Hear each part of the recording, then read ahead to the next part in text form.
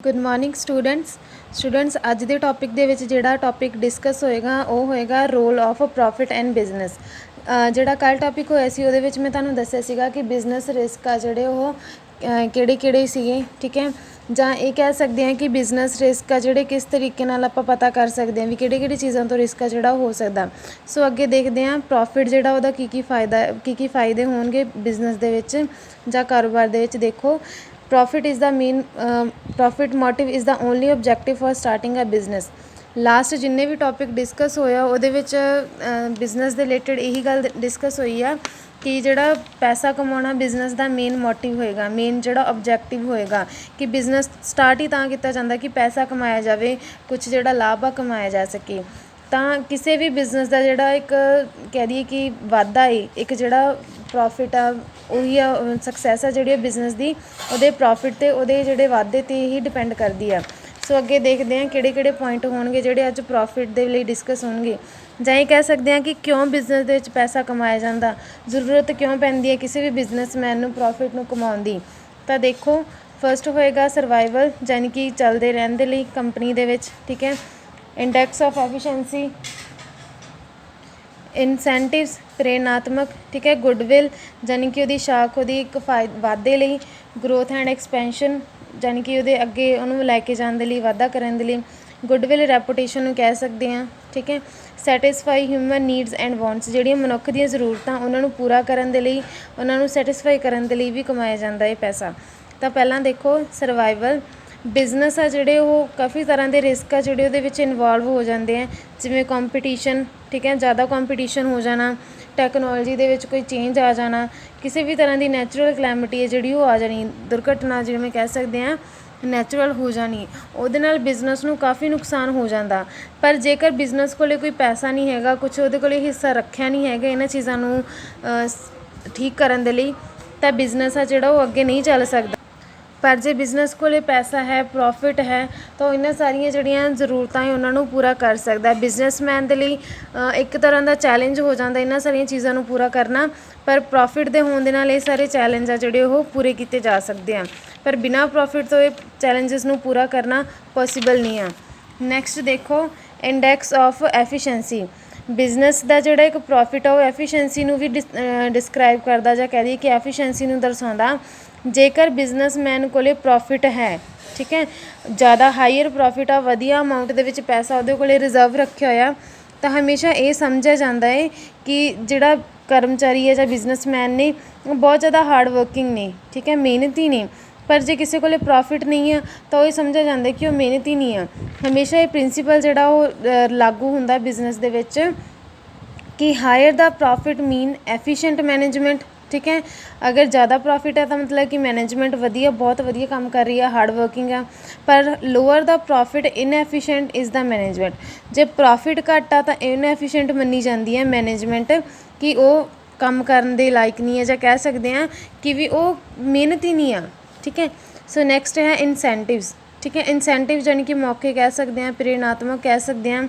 Profit ਹਮੇਸ਼ਾ business ਨੂੰ ਇੱਕ ਮੌਕਾ ਦਿੰਦਾ ਵੀ ਉਹ ਆਪਣੇ ਆਪ ਨੂੰ ਅੱਗੇ ਲੈ ਕੇ ਜਾ ਸਕੇ। ਕੋਈ ਵੀ ਸਮਾਲ ਬਿਜ਼ਨਸ ਆ ਜਿਹੜਾ ਉਹ ਵੱਡਾ ਉਦੋਂ ਬਣਦਾ ਹੈ ਜਦੋਂ ਉਹ ਆਪਣੀ ਪ੍ਰੋਫਿਟ ਜਿਹੜੇ ਆ ਉਹ ਵੱਧ ਤੋਂ ਵੱਧ ਕਮਾਉਣ ਦੀ ਕੋਸ਼ਿਸ਼ ਕਰਦਾ, ਜਾਂ ਆਪਣੇ ਇਨਸੈਂਟਿਵ ਆ ਜਿਹੜੇ ਉਹ ਖੁਦ ਕ੍ਰੀਏਟ ਕਰਦਾ।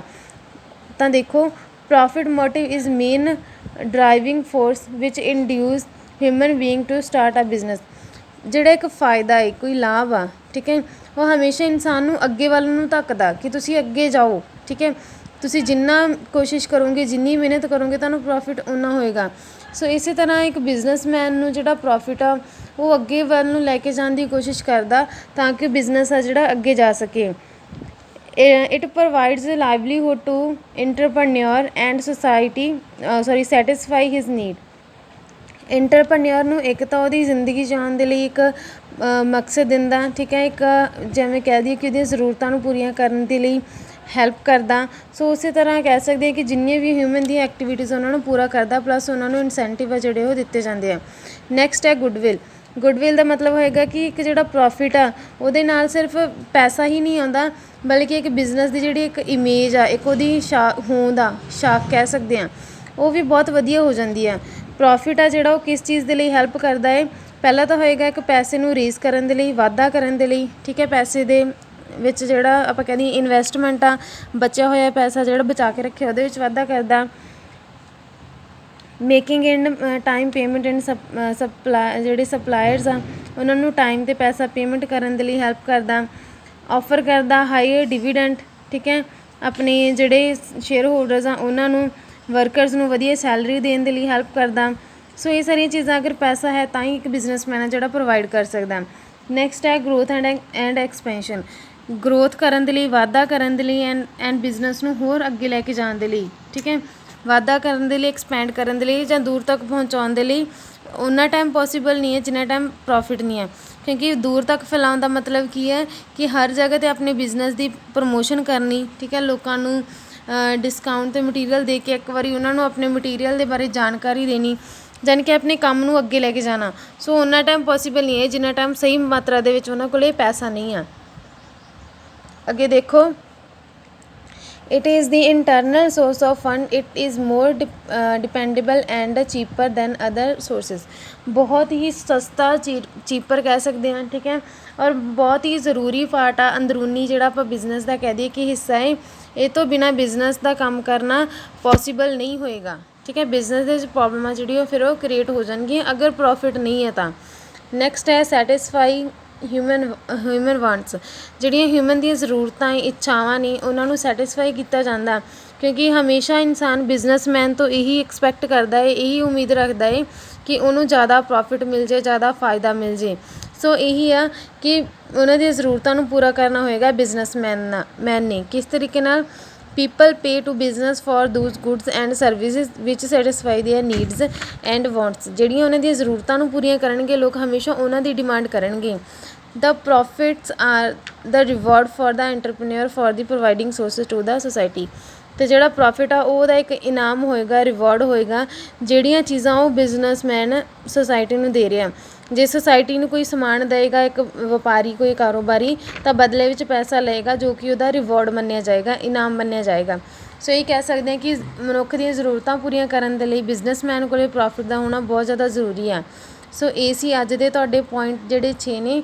ਸੋ ਉਮੀਦ ਆ ਕਿ ਤੁਸੀਂ ਸਮਝੇ ਹੋਣਗੇ। ਧਿਆਨ ਦੇ ਨਾਲ ਵੀਡੀਓ ਨੂੰ ਦੇਖੋ, ਲਾਈਕ ਕਰੋ, ਸ਼ੇਅਰ ਕਰੋ ਆਪਣੇ ਫਰੈਂਡਸ ਦੇ ਨਾਲ, ਤਾਂ ਕਿ ਉਹ ਵੀ ਜਿਹੜੇ ਪੁਆਇੰਟ ਆ ਉਹ ਕਲੀਅਰਲੀ ਦੇਖ ਸਕਣ।